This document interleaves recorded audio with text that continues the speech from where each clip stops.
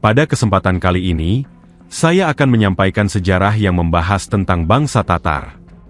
Tujuan saya menyampaikan sejarah ini adalah untuk menambah wawasan kita semua, agar kita dapat mengetahui sejarah yang berkaitan dengan sejarah-sejarah di masa lalu. Nah, bagaimana sejarahnya? Marilah kita bahas pembahasan berikut ini. Sedikit dikenal di belahan dunia lain, Tatar adalah orang Turki yang menjadi warga minoritas terbesar di Rusia. Tetapi, ada juga komunitas Tatar yang tersebar, mulai dari Jepang, Polandia, dan ke San Francisco. Bahasa Tatar ditulis dalam huruf Sirilik di Rusia. Di tempat lain, bahasa itu ditulis dengan huruf Arab dan Latin. Bahasa ini menyerupai bahasa Turki dengan beberapa kata bahasa Arab, dan dituturkan oleh sekitar 7 juta orang di seluruh dunia. Di antara keturunan Tatar yang terkenal adalah bintang balet Rudolf Nureyev, komposer Sofia Gubaidulina, petenis Olimpiade Dinara Safina, dan aktor Hollywood Charles Bronson. Terletak di pertemuan Sungai Volga dan Sungai Kazanka sekitar 800 km, 500 mil, di timur Moskow. Kazan juga merupakan ibu kota Republik Tatarstan Rusia yang berusia 1005 tahun. Kazan mirip dengan Roma yang didirikan pada 7 bukit. Nama Tatar mulai muncul pada abad pertengahan di Cina sebagai julukan untuk menyebut salah satu suku Mongol. Tak diketahui dengan pasti apakah Tatar masuk dalam pasukan Genghis Khan yang memorak-porandakan Asia Tengah, Timur Tengah, sampai Rusia itu pada abad ke-12. Yang pasti mereka sudah menempati wilayah antara Sungai Volga dan Sungai Kama sebelum datangnya serbuan bangsa Mongol. Mereka berasal dari suku-suku nomaden yang menguasai padang stepa besar Golden Horde yang membentang antara Laut Hitam, Laut Kaspia, sampai ke Siberia. Namun, nama Tatar mulai dipergunakan secara resmi setelah kerajaan Kazan Hanate didirikan pada 1438 oleh salah satu keturunan Genghis Khan. Tetapi, orang Finnik, sebuah suku yang berasal dari Eropa Utara tetap memanggil mereka dengan sebutan yang benar sesuai sejarah, Volga Bulgaria, sebuah kelompok masyarakat nomaden di tanah Rusia yang menghuni wilayah antara Sungai Volga dan Sungai Kama. Orang Tatar memeluk agama Islam pada abad ke-10, setelah datangnya utusan Khalifah Abbasiyah Al-Muqtadir yang berkuasa di Baghdad, Irak. Setelah mendirikan kerajaan Kazan Hanate, komunitas Tatar yang dikenal sebagai suku dari padang stepa besar itu, kemudian mendominasi Rusia selama berabad-abad sehingga tanah Rusia kala itu sempat dijuluki dengan Tartaria. Mereka termasyhur dengan reputasi sebagai penunggang kuda yang luar biasa. Sejak memeluk Islam, orang Tatar atau Volga Bulgaria sudah mencetak koin perak dengan tulisan Arab. Mereka dikenal sebagai pandai besi yang mencetak besi berkualitas tinggi, berdagang komoditas bulu binatang dengan bangsa-bangsa lain di Eropa Timur sampai Timur Tengah. Wilayah yang dihuni bangsa Tatar dikenal memiliki banyak bengkel metalurgi, tembikar, dan kerajinan emas dan perak. Komoditas yang paling terkenal adalah kulit. Karena kualitasnya sangat terpandang, di Asia Tengah dan Persia kulit terbaik disebut Bulgar. Sebagian besar masyarakat Tatar ketika itu sudah melek huruf. Perpustakaan banyak ditemui di masjid maupun madrasah. Ketika bangsa Slav masih belum mendirikan gereja dan belum mulai menduduki wilayah itu atas nama bangsa Eropa, maka Bulgar sudah mendengarkan bacaan Al-Quran di tepi Sungai Volga dan Kama. Tulis sejarawan Rusia S.M. Solovyov menggambarkan majunya peradaban Kazan ketika itu. Namun, kerajaan Kazan Hanate akhirnya mengalami kemunduran karena banyak mengalami pergolakan internal berupa perebutan kekuasaan. Pada tahun 1552, Kazan Hanate akhirnya takluk kepada Kekaisaran Rusia yang didirikan oleh orang-orang Slavik yang berpusat di Moskow. Mulai saat itu, bangsa Tatar mengalami kemunduran di berbagai bidang, baik ekonomi maupun budaya. Aset ekonomi banyak dikuasai orang Rusia maupun orang Tatar pro-Moskow, dan banyak orang Tatar yang berpindah ke agama Kristen.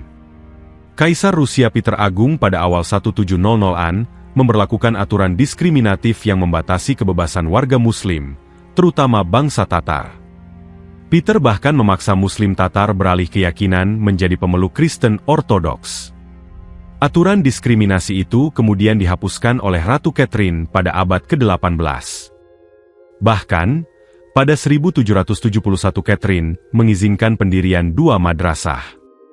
Atas tindakannya menghapuskan aturan-aturan diskriminatif terhadap kaum Tatar, Ratu Kekaisaran Rusia itu sangat dihormati di Kazan. Ada suatu anekdot yang mengisahkan keluhan pendeta ortodoks atas pembangunan menara masjid yang lebih tinggi dari menara gereja. Menurut cerita, Catherine menjawab, aturan saya berlaku di bumi. Apa yang terjadi di langit adalah urusan Tuhan." Pernyataannya tersebut secara tidak langsung mengizinkan menara masjid tetap berdiri. N. Aramco Magazine, Pusa Data Republica. Perang yang sedang terjadi antara Rusia-Ukraina telah menyita perhatian dunia internasional. Banyak serangan bersenjata yang mengenai warga sipil. Rangkaian peristiwa konflik sebelum perang juga menyisakan banyak permasalahan bagi penduduk, tidak terkecuali bagi kaum muslimin yang ada di kedua negara tersebut. Masalah kesehatan dan sosial yang dialami kaum muslimin mengemuka di saat kedua negara tersebut berseteru. Selain penduduk setempat, kaum muslimin yang terlibat perang juga berasal dari daerah lainnya. Tentara Ceknya merupakan muslim yang terlibat perang di satu pihak, yaitu mendukung Rusia. Di pihak lain, ada penduduk muslim di wilayah Ukraina yang juga terdampak perang. Dalam sejarah konflik Rusia-Ukraina yang telah berlangsung lama, ada juga muslim Tatar yang tinggal di semenanjung Crimea dan terdampak kehidupannya. Sebagai sesama muslim yang bersaudara, kepedulian terhadap penderitaan muslimin lainnya hendaknya ditumbuhkan. Perhatian ini tidak akan tumbuh tanpa mengenal keberadaan saudara muslim di daerah lainnya. Muslim Tatar saat ini merupakan minoritas di semenanjung Crimea. Padahal, sebelumnya mereka berjumlah banyak dan memiliki sejarah yang dikenal oleh dunia Islam. Tatar merupakan sebutan untuk salah satu dinasti muslim yang pernah berjaya di Crimea. Pendirinya adalah Uzbek Han.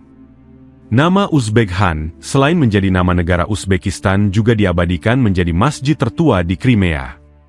Corak masjid tersebut bahkan menjadi gambar dalam koin yang dikeluarkan Bank Nasional Ukraina. Jauh sebelum perang Rusia-Ukraina, kaum muslimin telah mengenal semenanjung Crimea pada abad ke-14 Masehi yang bertepatan dengan terjadinya wabah tahun maut hitam Black Death. Crimea dahulu bernama Al-Karam, sebagaimana yang disebut oleh Ibn Al-Wardi dalam karyanya tentang tahun, yaitu Kitab Al-Makamah Al-Wardiyah. Tahun ini pun menimpa bangsa-bangsa yang berada di belakang sungai, Transoxania. Kemudian ia naik dan menyerang Ajam, Persia, lalu melangkah dengan sangat lebar menuju Ard al-Hatha, selanjutnya mencabik-cabik Al-Karam. Sumber Muslim mengklaim telah menghitung 85.000 orang meninggal dunia di Crimea pada tahun itu. Kematian sebanyak itu disebabkan karena wabah pes tahun maut hitam. Perhitungan korban yang disebutkan berasal dari sumber Muslim itu, menunjukkan bahwa ada komunitas Muslim di Crimea yang hidup berdampingan bersama penganut agama lainnya. Dalam versi sejarah kesehatan, wabah maut hitam ditularkan melalui kutu. Kutu itu mengandung bakteri Yersinia pestis yang menyebabkan infeksi maut hitam. Pada masa perang, tikus-tikus juga memenuhi kota dan membawa kutu penyebab wabah. Selain tikus, kutu juga dapat tersebar melalui bulu binatang yang merupakan produk ekspor terpenting dari Rusia Selatan. Dari Al-Karam atau Crimea inilah, wabah maut hitam yang semula hanya menyebar di Asia kemudian memasuki Eropa dan Timur Tengah. Hal ini sesuai dengan yang diinformasikan oleh Ibn Al-Wardi bahwa setelah Al-Karam tercabik-cabik oleh wabah, area berikutnya yang disasar adalah Romawi, Siprus, Aljazair, dan Mesir. Dr. Muhammad Ali Albar menjelaskan tentang Al-Karam. Al-Karam adalah semenanjung Crimea, terletak di sebelah utara Laut Hitam. Pada saat ini semenanjung Crimea berada di bawah pemerintahan Ukraina. Dahulu merupakan wilayah kaum muslimin di bawah pemerintahan Daulah Utsmaniyah dan Tatar. Kemudian pada masa kekuasaan Stalin, kaum muslimin diusir dari wilayah itu. Pada tahun 2014, warga Crimea melaksanakan referendum dan hasilnya memilih bergabung dengan Rusia. Komunitas Muslim Tatar Crimea merupakan pihak yang menentang referendum tersebut, tetapi karena minoritas, mereka tidak bisa berbuat banyak. Mereka harus mengikuti regulasi yang ditetapkan oleh pemerintah Federasi Rusia, termasuk dalam menjalankan kehidupan beragama. Sebelum abad ke-14, Islam sudah ada di Crimea. Umat Islam di sana merupakan kaum Sunni yang bermazhab Hanafi. Selain dipengaruhi oleh keturunan Mongol yang menjadi Muslim, perkembangan Islam di Crimea tidak lepas dari peran dinasti Seljuk dan Kesultanan Mamluk. Kemudian dilanjutkan oleh Daulah Utsmaniyah. Periode berikutnya, Kekaisaran Rusia mengambil alih wilayah ini dari Daulah Utsmaniyah. Konflik-konflik selanjutnya sering terjadi di Crimea dan disertai dengan wabah penyakit. Perang Crimea pada abad ke-19 yang melibatkan Rusia dan tentara sekutu tercatat diiringi oleh wabah kolera dan tipus.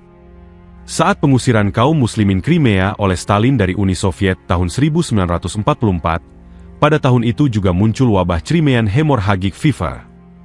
Setelah Uni Soviet runtuh, Crimea menjadi bagian dari Ukraina. Sejak tahun 2014, hingga saat ini Crimea kembali berada di bawah Federasi Rusia.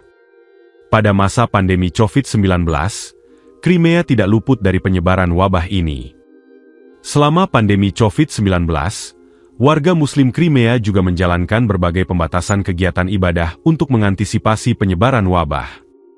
Berdasarkan fakta-fakta sejarah tersebut, umat Islam yang merupakan bagian dari sejarah Crimea sering terdampak oleh perang dan pandemi. Saat pandemi COVID-19 belum usai, kaum muslimin juga banyak yang terlibat dan terdampak perang di sana. Meskipun saat ini wilayah Crimea berada di bawah kekuasaan Rusia, bukan tidak mungkin wilayah tersebut akan terpengaruh bila perang meluas. Terima kasih sudah mengikuti video-video kami. Jangan lupa share, like, dan subscribe, agar bisa selalu mengikuti update video dari kami.